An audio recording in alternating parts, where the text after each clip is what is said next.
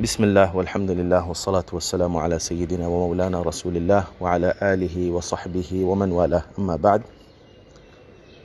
اگر کوئی قرآن کو دل میں پڑھے تو کیا اس کو تلاوت کا ثواب ملے گا یا نہیں ملے گا؟ کیا وہ تلاوت شمار ہوگی یا نہیں ہوگی؟ تو جاننا چاہیے کہ دل میں اگر آدمی پڑھتا ہے اور اس میں منہ، زبان، ہونٹ وغیرہ اس کے استعمال نہیں ہوتے ہیں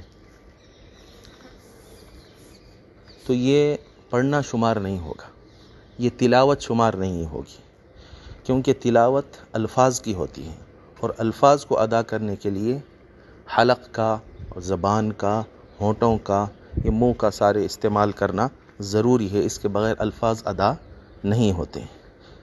جب الفاظ ادا نہیں ہوتے ہیں تو پھر تلاوت بھی نہیں ہوتی۔ تو کیا ہے یہ پھر جو آپ آیتوں پہ سے گزر رہے ہیں بالترتیب، ساری آیتیں، اس کے حروف آپ کے ذہن سے گزر رہے ہیں، یہ کیا ہے؟ یہ خیال ہے۔ آپ قرآن کے خیال میں مصروف ہیں، لیکن قرآن کی تلاوت میں مصروف نہیں ہیں، کیونکہ تلاوت الفاظ کی ادائیگی سے ہی ادا ہوتے ہیں۔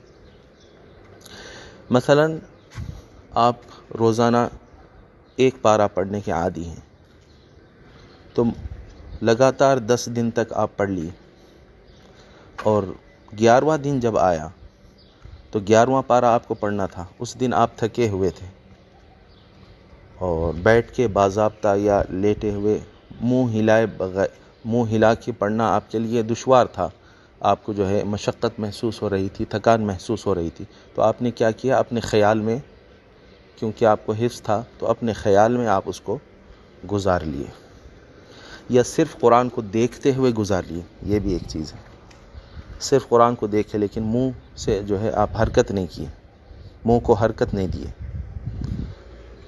تو یہ جو آپ اپنی نظر کو جو اس پارے پہ سے گزارے ہیں، یا آپ کو حفظ تھا تو آپ اپنے دل میں گزارے ہیں، یہ قرآن کی تلاوت شمار نہیں ہوگا۔ اس کے بعد سمجھیے آپ پھر 12واں دن جب آیا تو اس کے بعد سے لے کے پورا اخیر تک آپ قرآن کی تلاوت جو باضابطہ منہ ہلانے کے ذریعے، منہ کے استعمال کے ذریعے آپ نے پورا قرآن کو اخیر تک پڑھا۔ تو کیا آپ قرآن ختم کرنے والے شمار ہوں گے؟ آپ کا قرآن ختم ہو گیا یا نہیں ہوا؟ نہیں، آپ کو 11واں پارہ پڑھنا باقی ہے، آپ کا قرآن مکمل نہیں ہوا۔ کیوں؟ کیونکہ ایک پارے کو آپ نے اپنے زبان سے، اپنے الفاظ سے، اپنے منہ کی حرکت کے ذریعے نہیں پڑھا، اس لیے وہ پڑھنا شمار نہیں ہوگا۔ تو یہ بات طے ہو گئی۔ اب اس کے بعد کیا ذہن میں جو خیال کرتے ہیں یا دل میں جو پڑھتے ہیں، اس پر اجر و ثواب ملتا ہے یا نہیں ملتا ہے؟ تو یہ دیکھیے، اس پر یقیناً اجر و ثواب ملے گا۔ کیوں نہیں ملے گا؟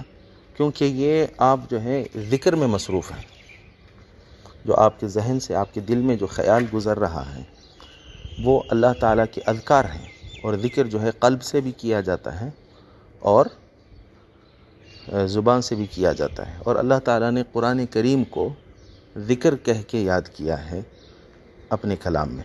انا نحن نزلنا الذکر، ہم نے ذکر کو نازل کیا، اور اس سے مراد قرآن ہے۔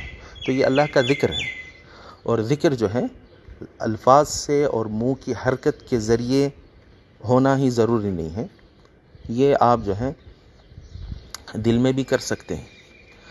تو یہ ذکر میں گویا کہ آپ مصروف ہیں، اگر دل میں پڑھ رہے ہیں تو گویا کہ آپ ذکر میں مصروف ہیں، اور جب آپ ذکر میں مصروف ہیں اللہ تعالیٰ کے تو یقیناً اس پر اجر و ثواب ملے گا۔